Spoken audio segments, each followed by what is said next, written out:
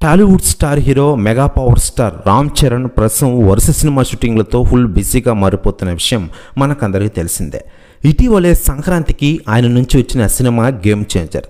శంకర్ దర్శకత్వంలో ఈ సినిమా మన ముందుకు వచ్చింది. ఈ సినిమా మొదటి రోజే మిక్స్డ్ టాక్ సొంతం చేసుకుంది. దీంతో ఈ సినిమాపై అంచనాలు తగ్గిన విషయం తెలిసిందే. మరోవైపు ఆయన తదుపరి సినిమా పెద్ద సినిమాతో మన ముందుకు రాబోతున్నారు. ఇటీవల ఈ సినిమా నుంచి వరుస అప్డేట్లు రిలీజ్ అవడంతో ఈ సినిమాపై అంచనాలు పీక్స్లోకి వెళ్ళిపోయాయి.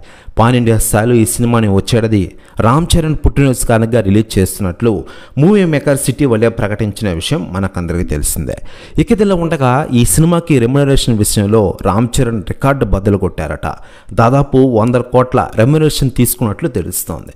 ఇది టాప్ అని తెలుస్తోంది. ఒక తెలుగు హీరో ఈరోజు ప్రపంచవ్యాప్త నటుడు అవడంతో ఆయన రెమ్యునరేషన్ కూడా పిలిచినట్టు తెలుస్తోంది. అయితే దీనిపై అధికార ప్రకటన రావాల్సి ఉంది.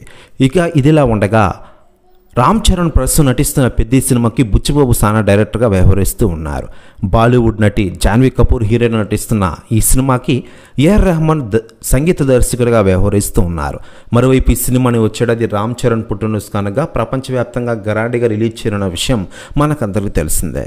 ఇటీవలే ఒక సింగిల్ షాట్ రిలీజ్ చేయగా ఆ షాట్ కూడా వైరల్ అయిన విషయం మనకందరికీ తెలిసిందే.